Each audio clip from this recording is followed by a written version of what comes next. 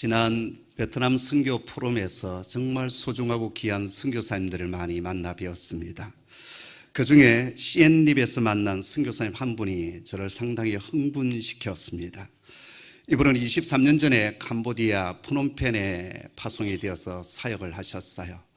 무려 14개의 교회를 개척하셨고 또 건축도 하셨습니다. 정말 대단하지 않습니까? 그런데 어느 순간 그분이 느끼기에 이 사역이 크게 잘못되었구나, 크게 실패했구나 라는 사실을 깨닫게 되었습니다. 그 이유는 한국교회가 요청하여서 선교지 곳곳에 예배당을 세우고 교회를 건축한 그것이 나중에 좋은 열매를 맺지 못했다라는 사실을 깨달았기 때문입니다. 시간이 지나서 가서 보았더니 예배당이 헛간으로 바뀌어져 있고 다른 용도로 쓰이고 있는 그러한 예배당이 많았다라는 것입니다. 또 어떤 교회는 그 예배당이 이제 비가 오면 비가 새는데 그러면 그 성도들이 그 지붕을 고쳐야 되지 않겠습니까? 그런데 선교사에게 뭐라고 요청을 했냐면 당신들이 이 예배당을 지었으니까 와서 지붕을 수리해 주세요, 이랬다라는 거예요. 그때서야 사람을 키우지 않고 사람을 길러내지 않고 제자 삼지 않고 건물을 지어준 것이 큰 잘못이구나 깨닫게 되었습니다. 그래서 그분은 이제 교회 건축하는 것, 교회 개척하는 것을 중단했습니다. 그리고 한 10년 전에 앙코르와트에서 좀 한 30km 정도, 한 30분 정도 차를 타고 간 곳에 큰 땅을 샀습니다. 그리고 그곳에 농장을 일구기 시작했어요. 예수 마을이라고 하는, 지저스 빌리지라고 하는 그러한 농장을 세우면서 현지인들로 하여금 그곳에 들어와서 잘 할 수 있도록, 그러면서 공동체 생활을 하면서 제자 훈련을 지금 시작하고 있었습니다. 소도 키우고 양도 키우고 캐슈넷 나무도 심고 그리고 또 종려나무도 심고 그리고 생수를 파서 그 주민들에게 아주 값싸게 생수를 제공해 가면서 그곳에서 제자 훈련을 하고 있는 것을 보았습니다. 하나님의 방법은 무엇일까요? 건물일까요? 어느 단체를 세우는 것일까요? 하나님의 방법은 사람입니다. 하나님은 당신의 역사 가운데 늘 사람을 부르시고 사람을 훈련시키시고 그 사람을 통하여서 하나님 나라의 일을 하게 하십니다. 하나님께서 온 우주를 만드시고 마지막 당신의 형상으로 사람을 만드셨습니다. 생육하고 번성하고 땅에 충만하여 이 땅을 다스리라. 사람에게 사명을 맡겨주십니다. 이 땅을 다스리는 은총을 허락하여 주십니다. 자, 그런데 첫사람 아담과 하와는 이 일에 실패합니다. 그럼에도 하나님은 당신의 계획을 절대 포기하지 아니하십니다. 온 세상이 죄악으로 관영할 때 하나님은 참 의로운 사람 노아를 들어서 인류를 구원하는 방주를 짓게 하십니다. 모든 민족이 하나님을 알지 못하고 제멋대로 살아갈 때 하나님은 한 민족, 제사장 민족을 삼기 위하여 한 사람을 부르십니다. 바로 아브라함이었습니다.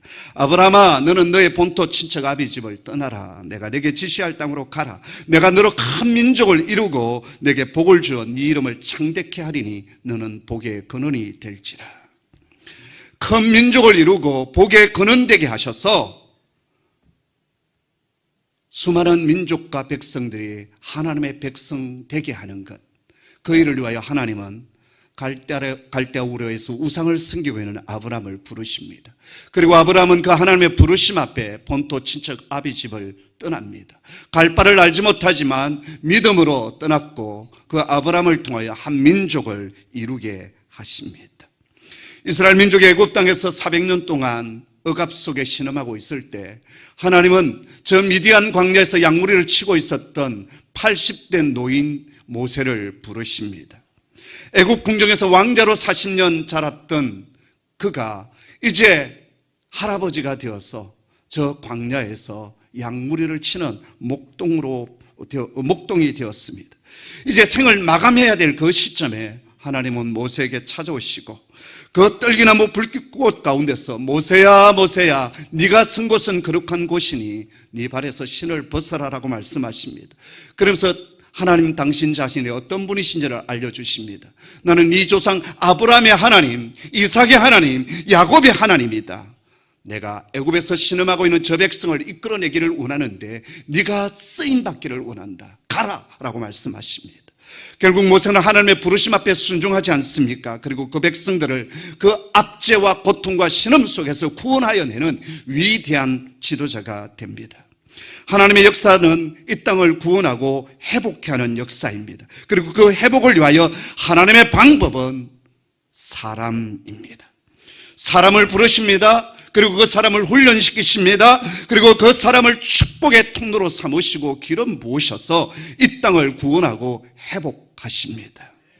지금도 여전히 하나님의 방법은 사람입니다. 그리고 사람을 찾고 있습니다. 오늘 본문을 보십시오. 우리 주님께서 공생애를 시작하시면서 제일 먼저 하신 일이 무엇입니까? 건물을 만드십니까? 단체를 만드십니까? 사람을 찾는 일이었습니다. 그리고 그 사람들이 이제 무엇을 해야 되는지, 어떤 가치관을 가지고 살아야 되는지 공생애 3년 동안 꼼꼼하게 세심하게 가르치시고 설교하십니다. 갈릴리로부터 주님께서 회개하라 천국이 가까워졌느니라, 그 첫 설교를 시작하신 우리 주님께서 먼저 그 천국 하나님 나라에 들어갈 하나님의 백성을 찾고 계십니다.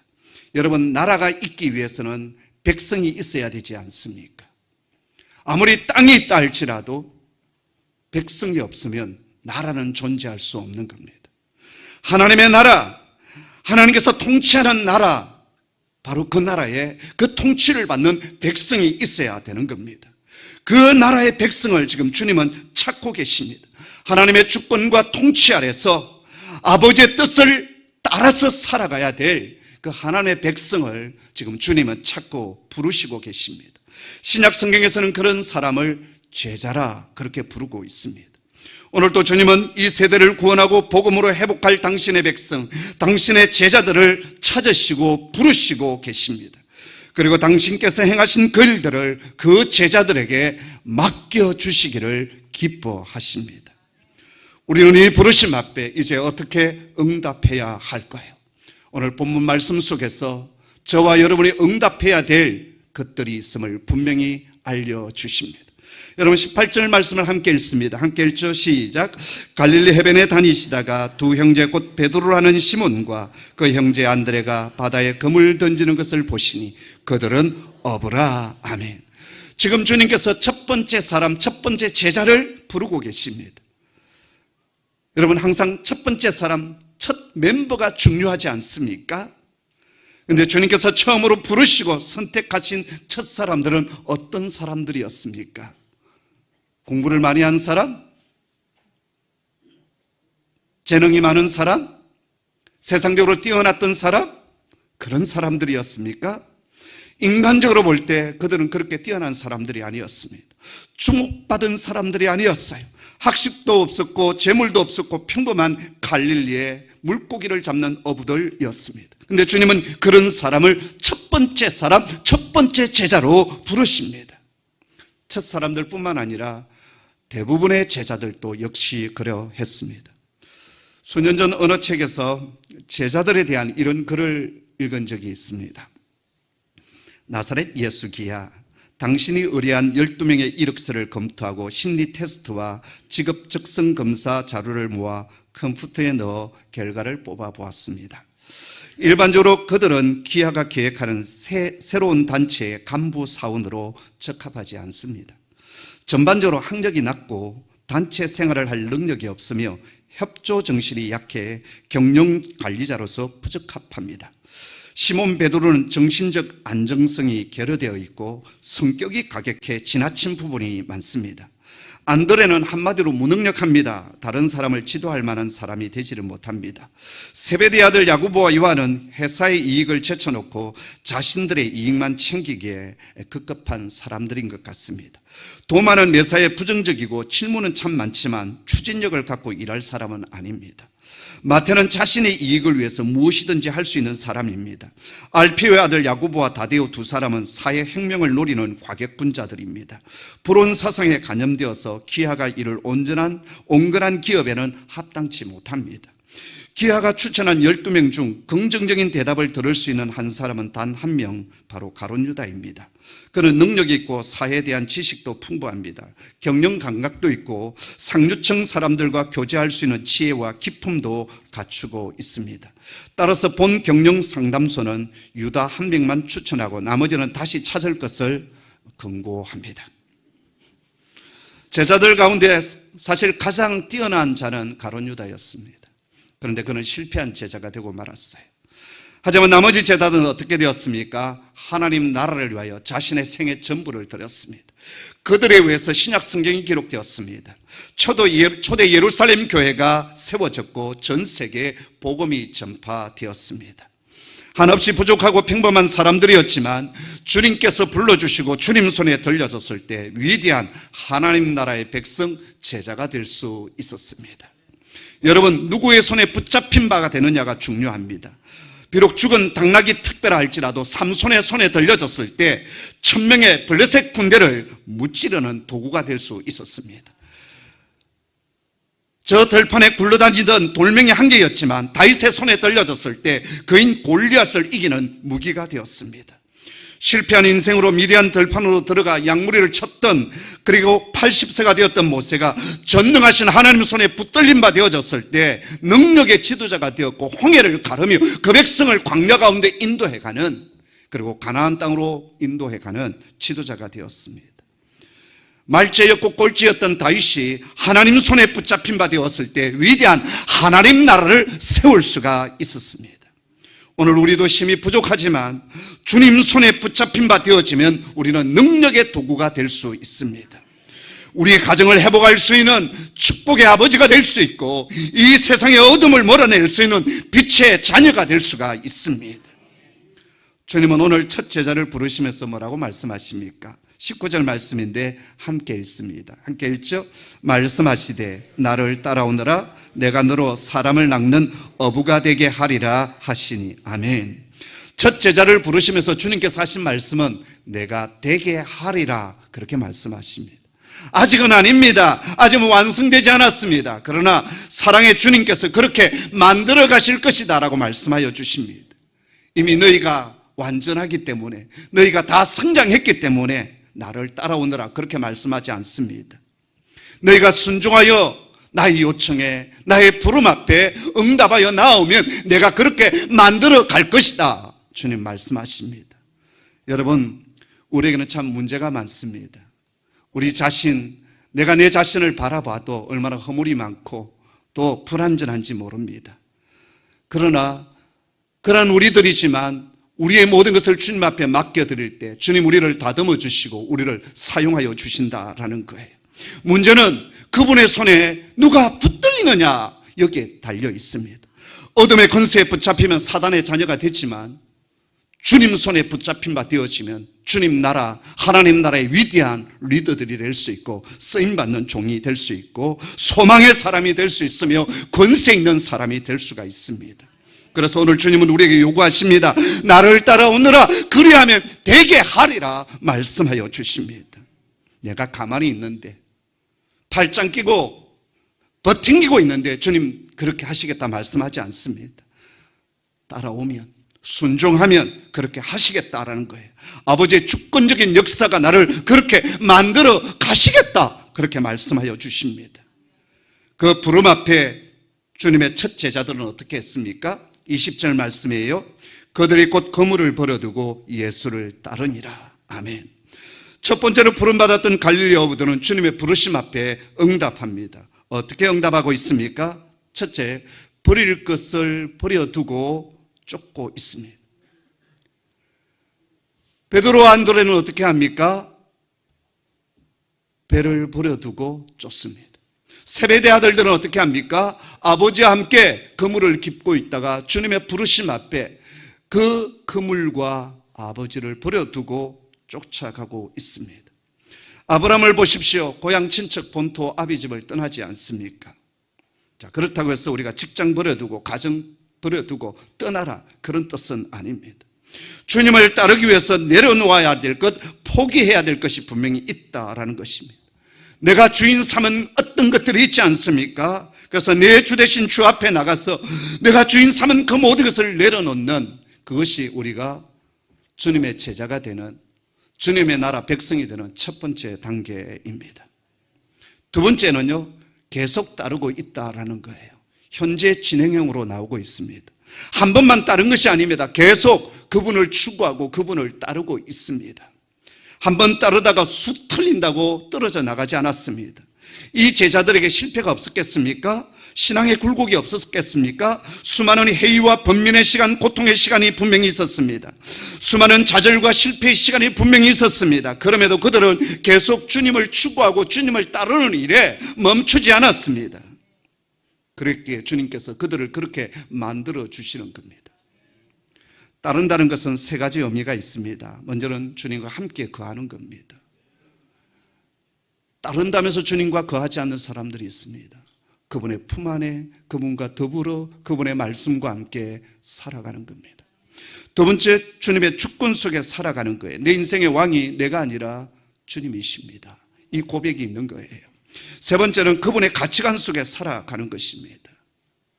주님을 따른다면서 여전히 나의 가치관과 세상적인 가치관 속에 살아가는 사람들이 있습니다. 그리고 교회 일을 하면서도 여전히 세상적인 가치관을 가지고 이 교회 일을 하려고 하는 사람들이 있습니다.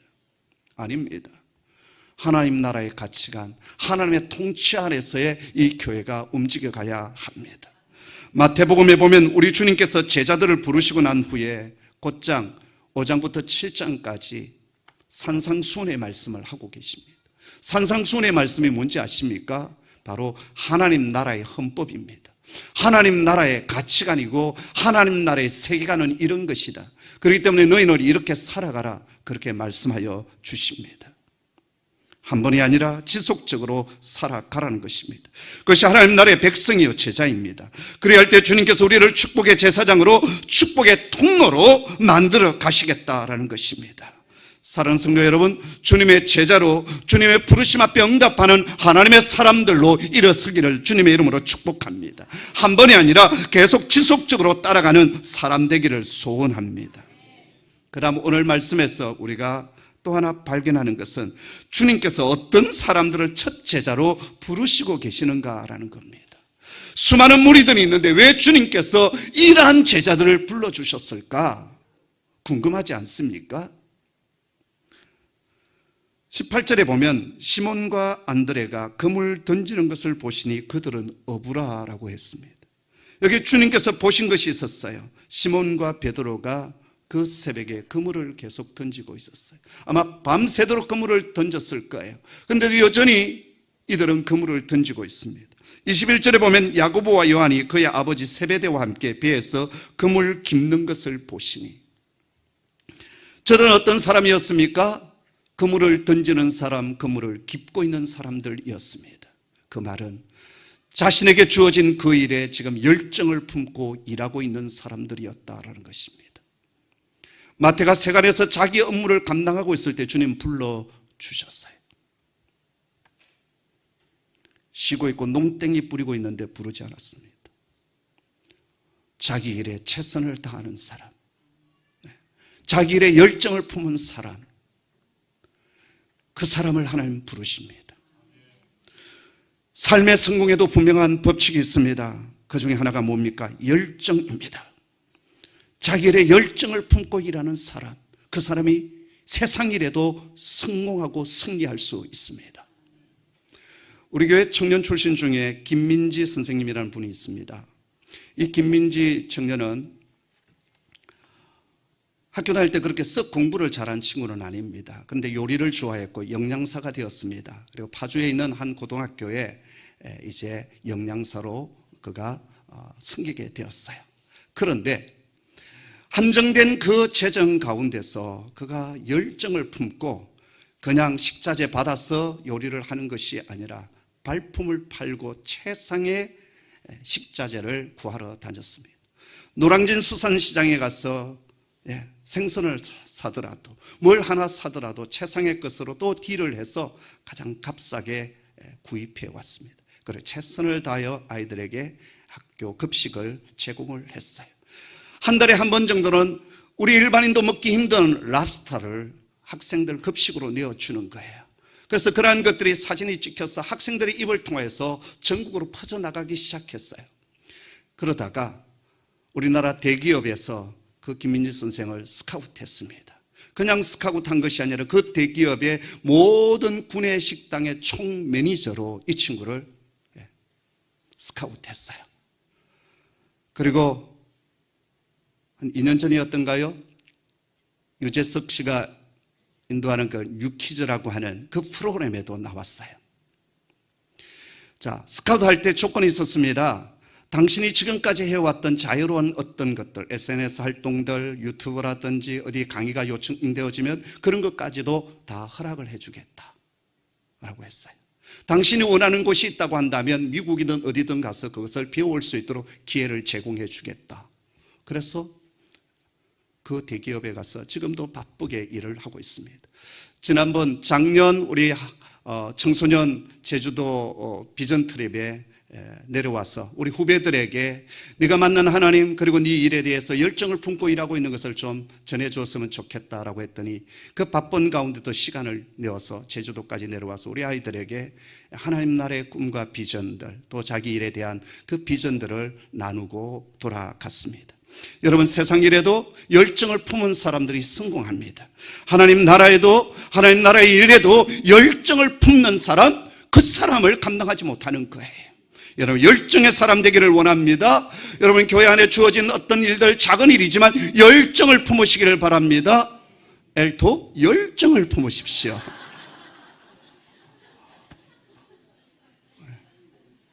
교사들, 열정을 품으십시오. 저 뒤에 우리 안내위원들 열정을 품고 섬기십시오.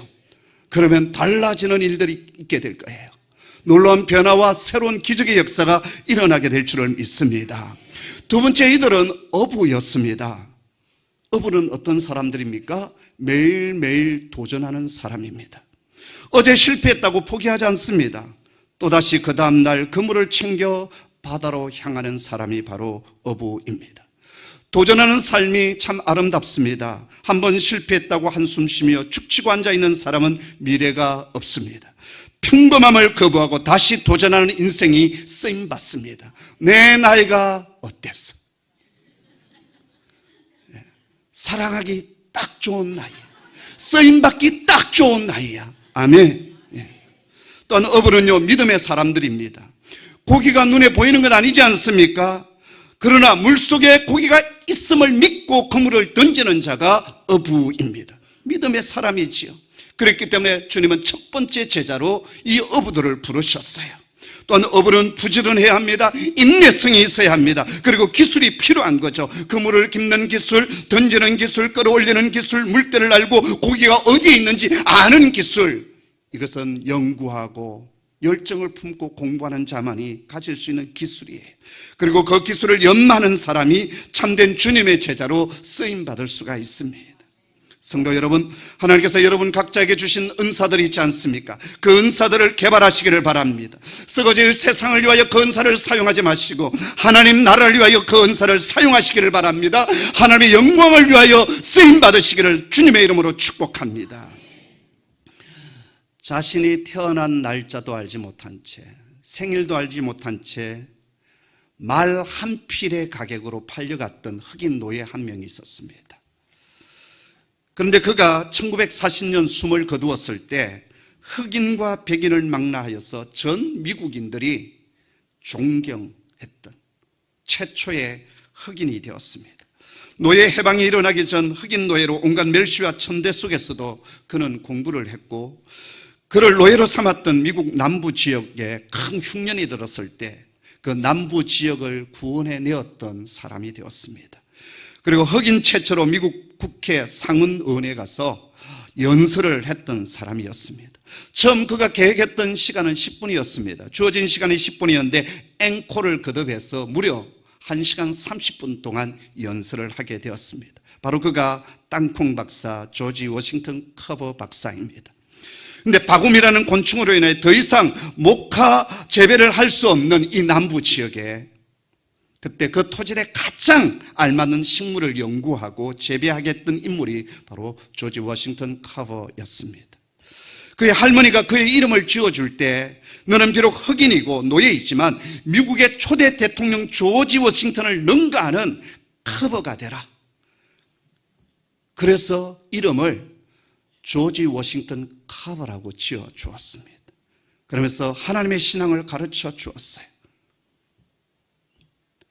그래서 그 남부 지역에 큰 얼음이 닥쳤을 때 이 조지 워싱턴 커버가 제안했던 대로 땅콩을 재배하게 되었는데요. 문제는 산더미처럼 이 땅콩을 재배하게 되었다라는 거예요. 그래서 판로가 없었어요. 그때 이 커버의 마음속에 뭐가 있었냐면 이 땅콩 한 알 속에도 하나님의 창조의 섭리와 계획이 있지 않겠는가. 그래서 땅콩을 연구하기 시작했습니다. 땅콩 한 알 속에서 300가지의 상품을 만들어내었는데요. 화장품 만들고요, 구두약도 만들고, 땅콩 크림, 땅콩 식용유, 땅콩 버터 엄청 만들어내었습니다. 그 결과 남부 경제가 산업이 회복되었습니다. 상원 의원들 앞에서 그가 했던 강의의 제목은 뭐였느냐? 땅콩 한 알 속에 감추어진 하나님의 창조의 계획과 섭리였습니다.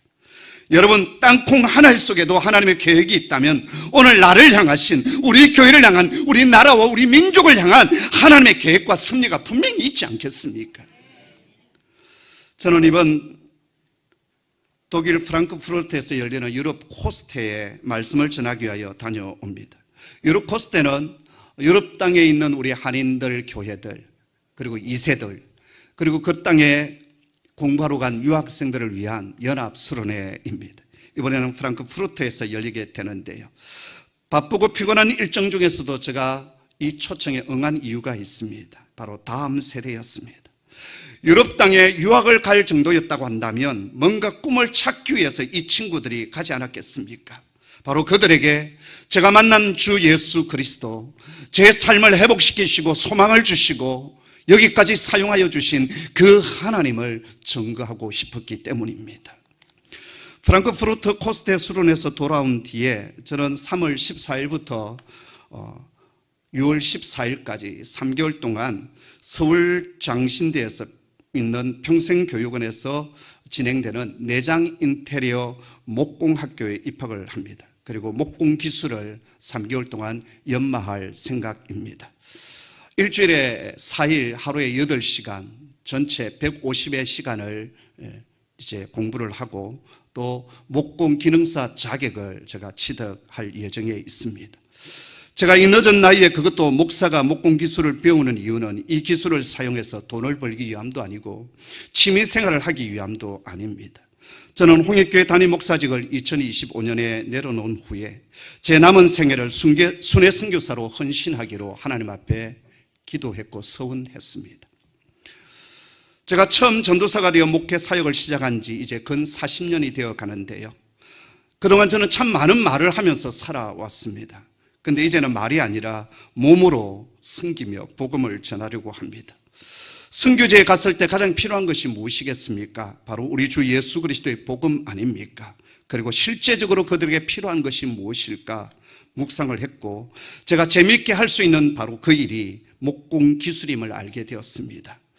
저는 목공 기술을 배운 뒤에 용접 기술을 또 배우려고 합니다. 그래서 선교지를 순회하며 예배당도 수리하고 허물어진 집도 고쳐주면서 제 남은 생에 복음을 전하고자 합니다. 저는 은퇴 이후에 남아있는 이 생애 동안 저를 향하신 주님의 부르심 앞에 계속 응답하며 살아가기를 소원합니다.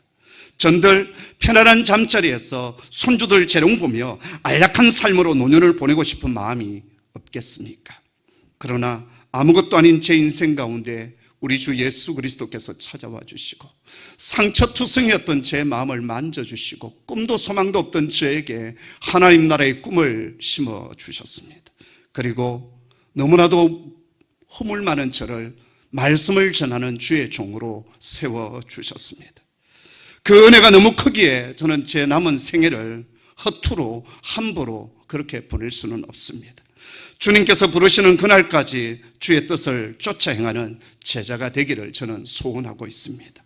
사랑하는 교우 여러분, 우리 모두는 주님의 제자로 부름을 받았습니다.